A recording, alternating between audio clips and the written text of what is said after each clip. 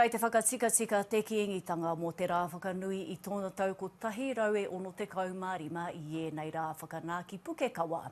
Hei tohu i te hirahiratanga o te rā, ka whakatōngia tētahi purapura Tōtara ki te wāhi i noho ai te Kīngi Māori tuatahi a Potatau Te Wherowhero. Kei tō mātou pia o te rito a mai o hapānopa tēnei pūrongo. Koe nei te hipito whenua i tū mai ai te kāinga o te Kīngi Māori tuatahi. Koia tēnei ko te kotahi rau ono te kaumārima o ngā tau, mai o te timatanga.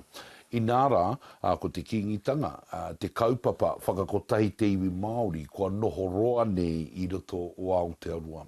Ko te nuinga o ngā kaupapa whakanui i te Kīngitanga, ka tū ki ngā roa wāhia. I te kotahi rau ono te kau i tū ki ngā rua wāhia. Ka mutu ko te whakaro ake kia hunuku haere nei ki runga ki ngā kāinga i noho ia mai nei e te wherowhero. Nā kāwana ke rei te tono kia te wherowhero, kia waitohua mai e ia te tehi whakaaitanga ki te tiaki i te rohe o tāmaki makaurau.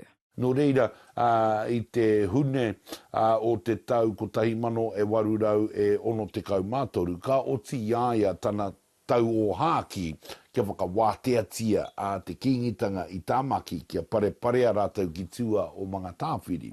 E ko nā ka tīmata ko ngā pakanga. Hei te ata o te hatarei, whakatōkia ai he rākau mō te puia herangi, rāua ko tonga mahuta, ngā mokopuna ēnei o te Kīngi tuarua, ki runga o Pukekawa. Mai o hapānapa, te ao mārama.